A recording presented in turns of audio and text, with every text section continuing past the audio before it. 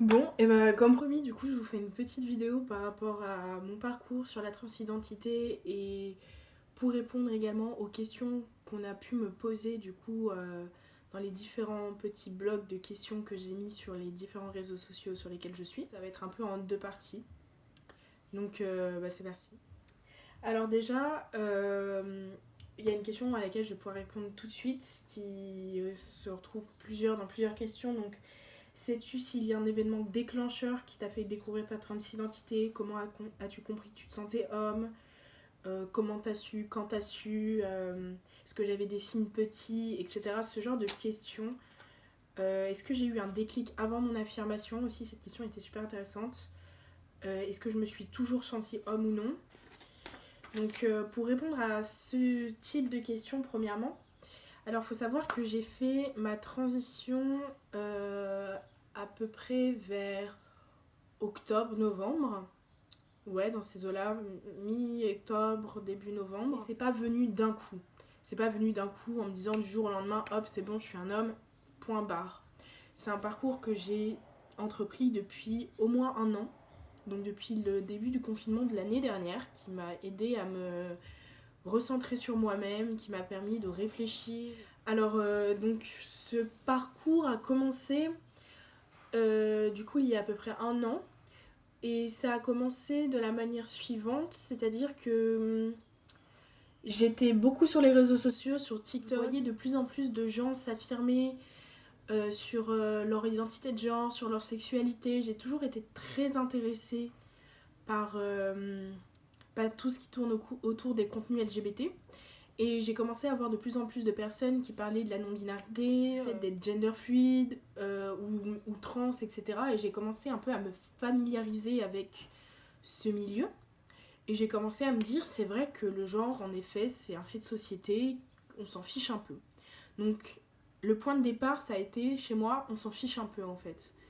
Donc, j'ai commencé à me dire, bah, plutôt non-binaire, parce que j'en avais un ras-le-bol de tout ça, et que je m'en fichais de être vue homme, femme, je me sentais liée ni vraiment à l'un, ni vraiment à l'autre. C'est là que j'ai commencé ma journée à travers la transidentité. Ensuite, petit à petit, j'ai commencé à me sentir un peu homme. Du coup, je me suis dit, mais je me sentais aussi femme en même temps. Donc, je suis passée par une phase où j'étais plutôt gender fluide, où du coup, j'avais mes phases où j'étais plutôt féminin, et d'autres phases où j'étais plutôt masculin.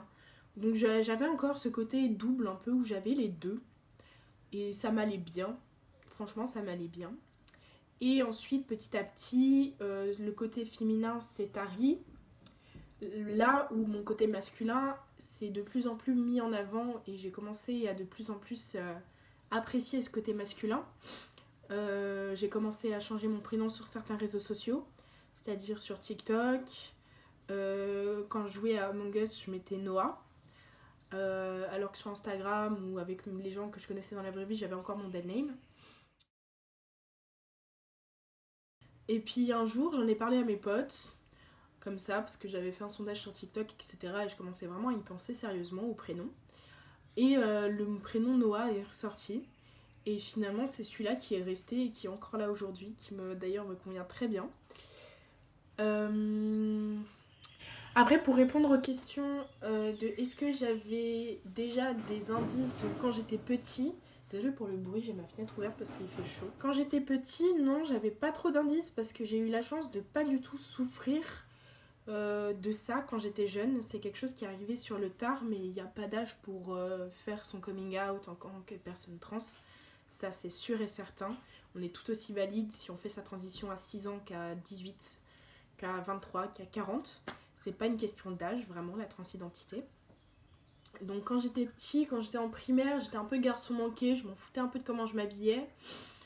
J'ai souvent été plus proche des garçons que des filles au collège ou au lycée. Ça, c'est un fait. Mais après, j'ai pas eu d'autres indices. Donc non, c'est quelque chose qui est arrivé plus sur le tard. Je n'ai pas du tout souffert et j'ai pas eu trop d'indices particuliers avant. Après, je pense que j'y ai pas pensé parce que c'était pas quelque chose que je connaissais. Peut-être j'aurais pu me poser des questions plus jeunes, mais je me suis même pas posé la question en fait. C'était une information que j'avais en tête en fait. Donc c'est vraiment venu tard quand j'ai commencé à voir ça, tout ça sur les réseaux sociaux, sur TikTok, etc. Et c'est ça qui va, on va dire, déclencher. Qu'est-ce qui a été le plus dur pour moi dans ma transition? Alors je dirais le coming out à ma mère. Ça a été une sacrée épreuve parce que ma mère, faut savoir qu'elle est pas du tout informée dans ce milieu. J'ai vraiment dû tout lui expliquer, la transidentité, ce que c'est aujourd'hui la notion de genre pour notre génération, les choses qui ont évolué. Et ça prend du temps, c'est encore pas fini aujourd'hui. Cette instruction que je lui donne un peu, c'est petit à petit vraiment. Donc ça a été dur parce que ça m'a beaucoup stressée, parce que ma mère et moi, on a un lien depuis toujours, parce qu'on a vécu sans mon père. Donc on a un lien très très fusionnel, vraiment. On s'adore, on a toujours été très proches, on se dit toujours tout. Et là, ça a été une vraie épreuve pour moi, parce que j'avais peur que son regard vis-à-vis de moi change. J'avais peur qu'elle m'accepte pas, j'avais peur de tout et de rien. Du coup, le jour où je lui ai dit, je lui ai montré en fait un audio TikTok, une vidéo TikTok qui parle de la transidentité.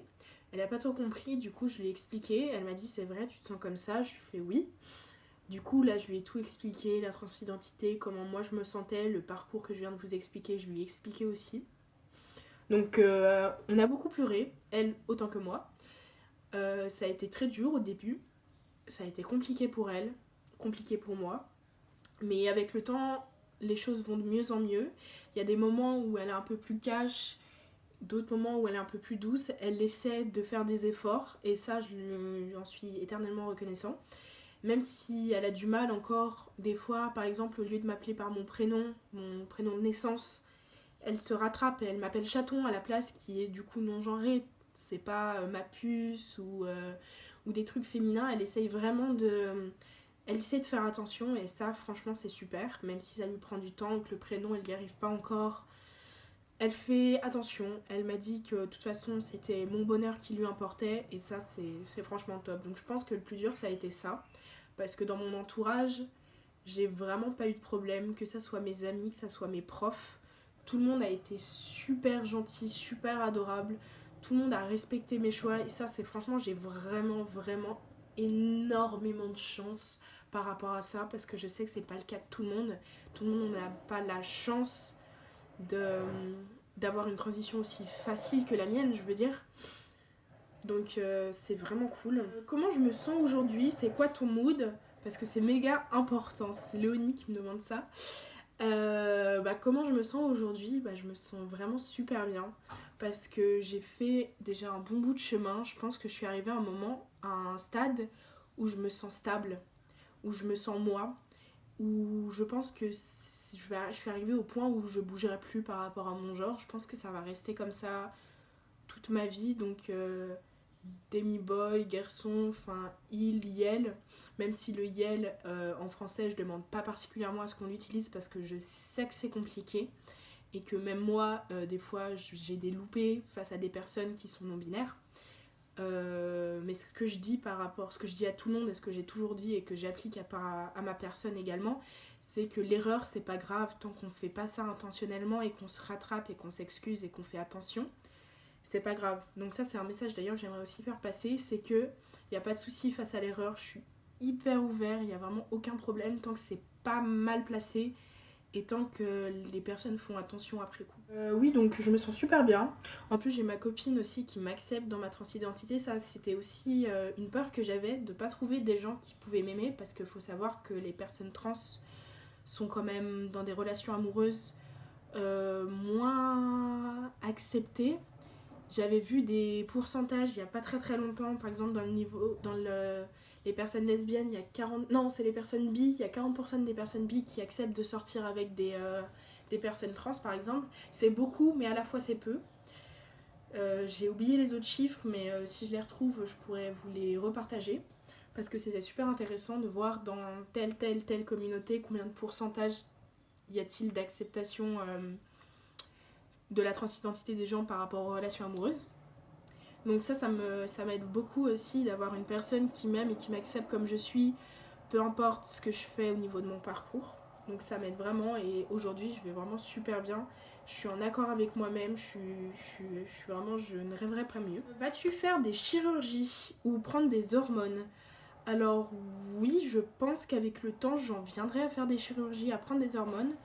Pour l'instant, étant donné que j'ai quand même un passif psychologique, que je vois un psychologue et un psychiatre pour ma stabilité émotionnelle, je prends les choses, chaque chose en son temps, je ne vais pas précipiter les choses parce que c'est quand même un choix très important à prendre, c'est un très gros choix, sachant que les hormones perturbent parfois le comportement, que ça apporte une instabilité émotionnelle souvent, et pour les opérations c'est quelque chose d'irréversible.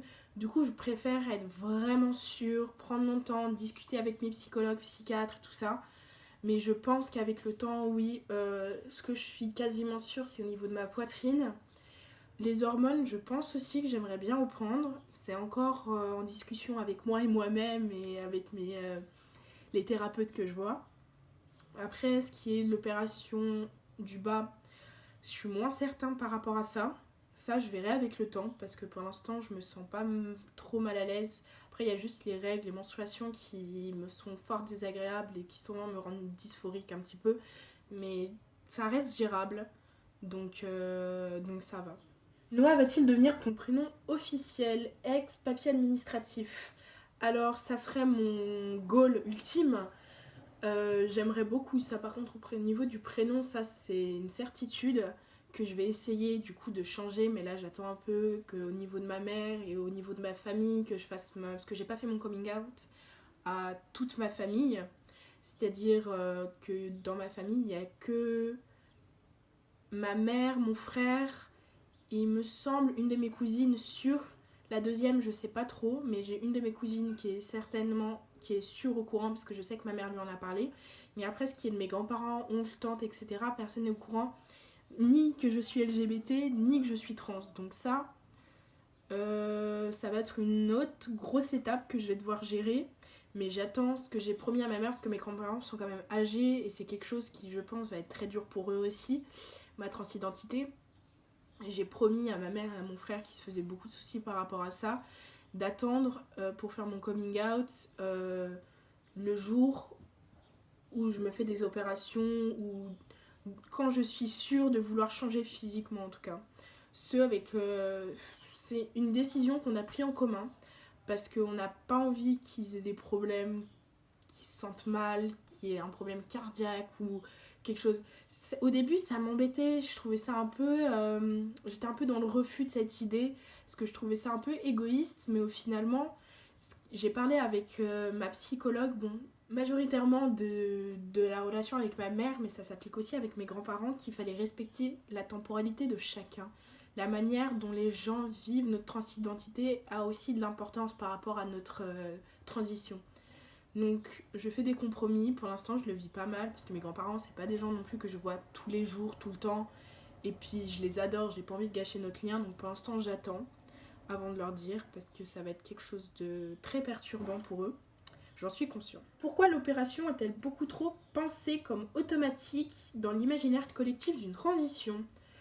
Alors ça c'est une question super intéressante et j'ai envie de répondre à cette question que c'est les personnes qui connaissent encore un peu trop mal la transidentité qui ont ce genre de préjugés parce que dans l'imaginaire collectif, beaucoup de gens se basent sur le fait que genre égale à sexe, ce qui n'est pas du tout le cas.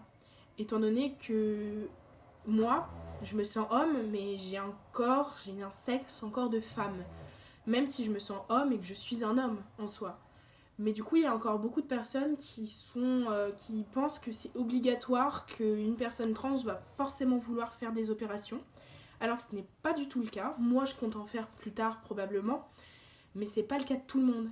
Il y a des personnes trans qui se sentent à l'aise avec leur corps, et c'est juste la perception qu'ils ont de eux-mêmes qui change.